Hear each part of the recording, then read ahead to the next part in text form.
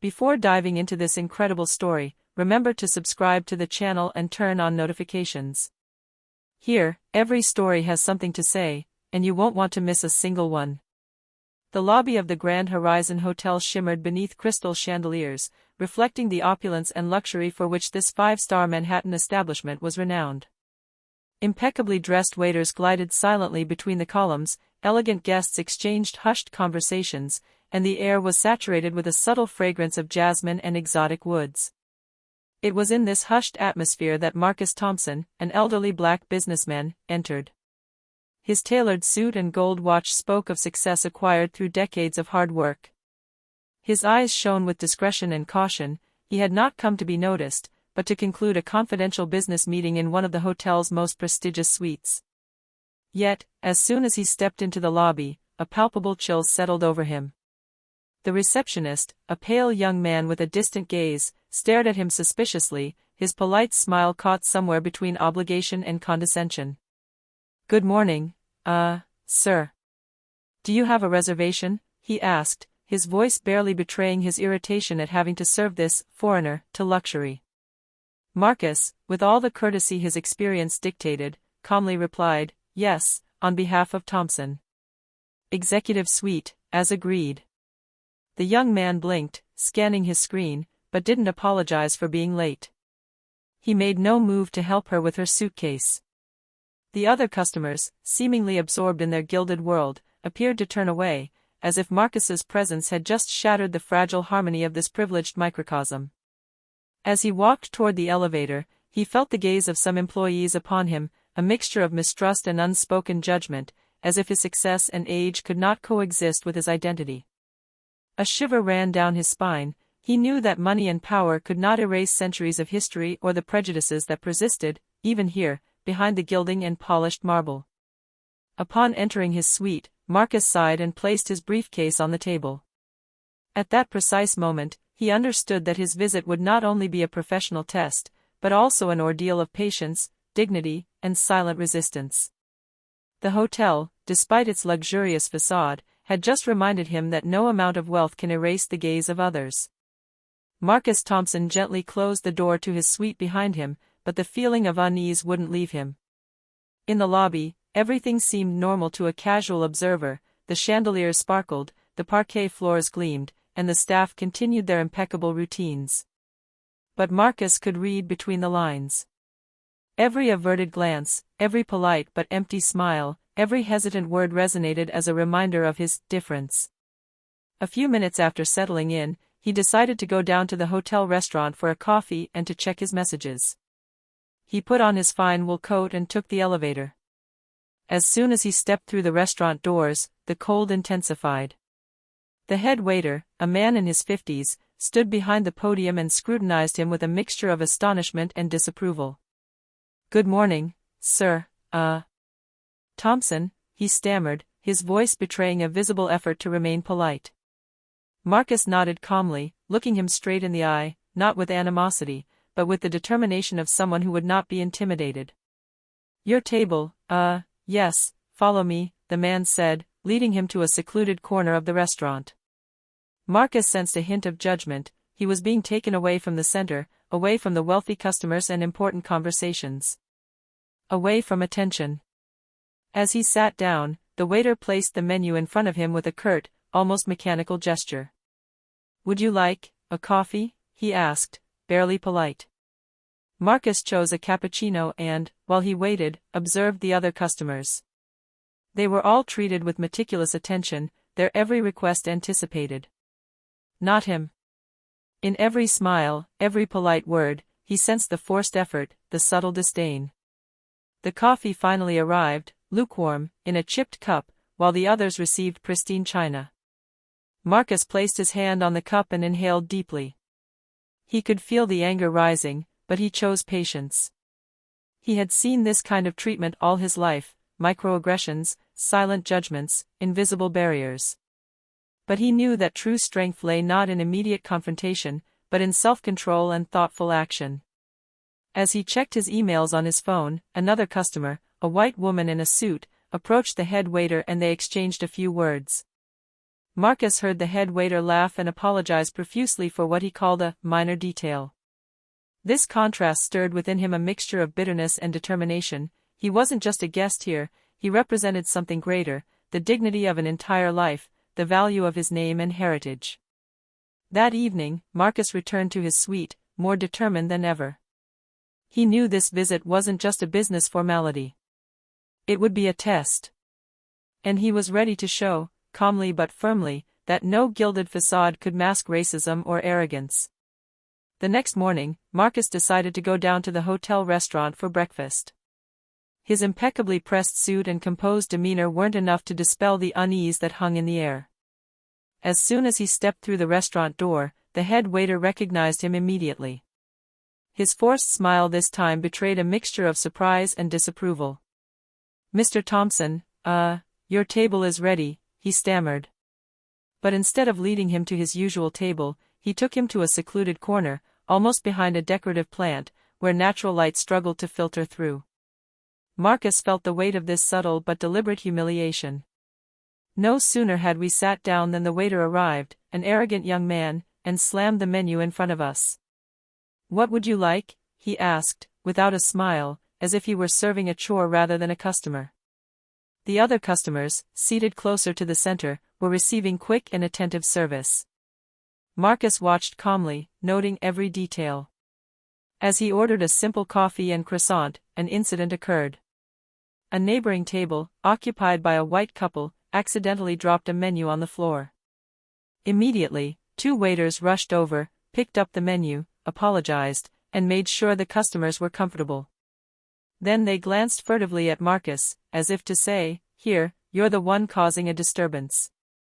The coffee finally arrived, piping hot this time, but with a noticeably stale croissant. Marcus left it there, content to drink his coffee, but his eyes never left the waiter. He understood that the humiliation wasn't just in the gestures, but in the intention.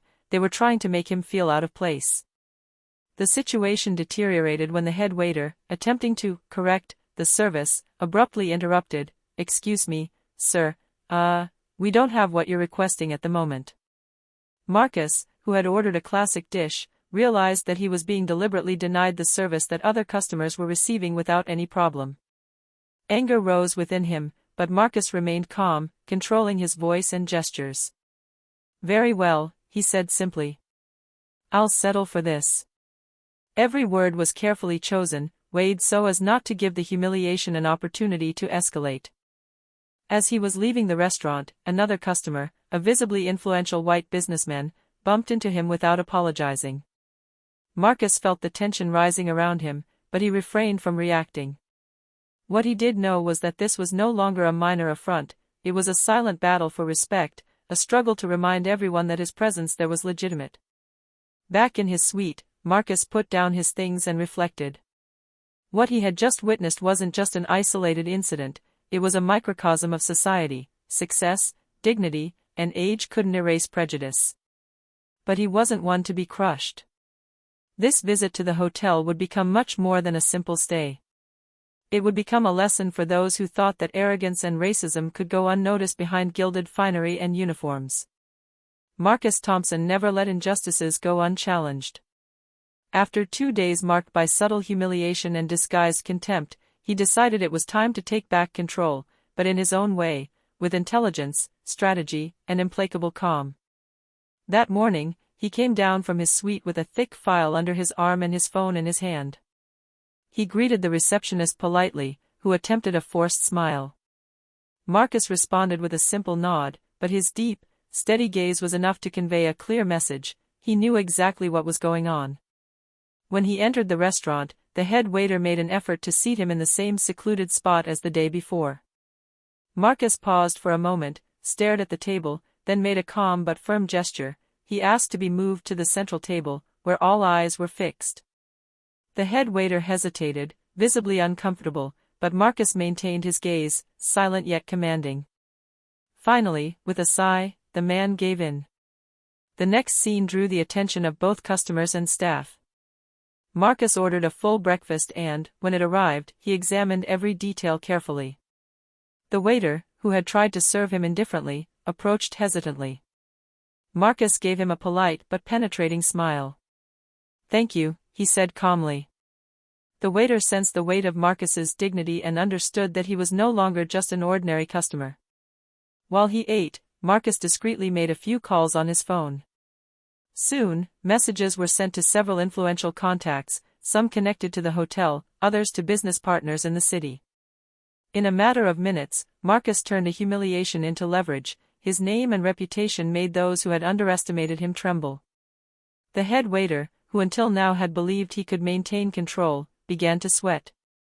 Other employees, sensing the change in the air, exchanged worried glances.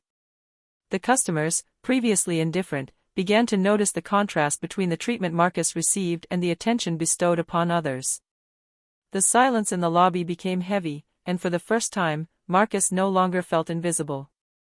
At the end of the meal, as he left the restaurant, the staff stood straight, more respectful but visibly worried. Marcus, however, remained calm. He knew the real confrontation wasn't over yet. But he had demonstrated something fundamental: no gilded facade, no uniform, no prejudice could diminish his worth. Back in his suite, he gazed at the city through the large windows. Every building, every light seemed to remind him that he was master of his own destiny, and that dignity, even in the humblest or most hostile situations, was non-negotiable. The fight had barely begun. On the fourth day of his stay, Marcus Thompson was calmer and more determined than ever. He knew that the affronts he had suffered weren't just personal, they reflected a mentality he refused to accept. That morning, he decided to transform the hotel lobby into the stage for his silent victory. As he went downstairs for breakfast, Marcus was met with averted glances and stifled murmurs. But this time, he wasn't the invisible man. Every step resonated with confidence, every gesture reflected the weight of his reputation and experience. The guests and staff began to sense that he would no longer be humiliated. Upon arriving at the restaurant, he made a simple gesture. He took a seat at the central table, the one that symbolized the heart of the hotel. The head waiter, now nervous, attempted to object. Marcus raised his hand, with a calm but authoritative smile, and said, "I think this table is perfectly suitable." "Thank you." Silence fell. No words could have more clearly expressed the composure and dignity he exuded in that moment. A few minutes later, the calls and emails he had sent in the preceding days began to take effect. Messages from partners, influential clients, and even local journalists warned the staff that the slightest misstep toward Marcus would be noticed and reported. The hotel staff felt the pressure mounting.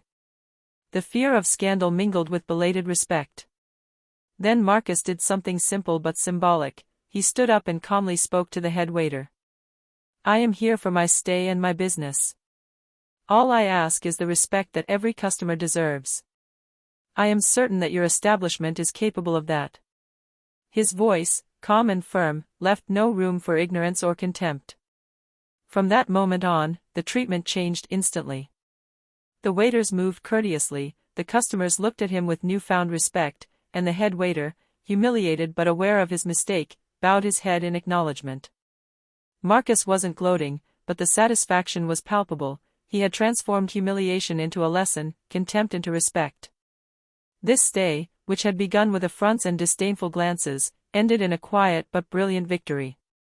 Marcus Thompson, through his patience, intelligence, and dignity, had reminded everyone of a simple but essential truth: no wealth, no luxury, no social status can compensate for respect for others, and no discrimination can extinguish the light of someone who knows who they are. As he left the hotel, Marcus cast a final glance at the lobby, now silent but respectful. He knew his presence had left a lasting mark, not only on the staff and guests, but also on himself.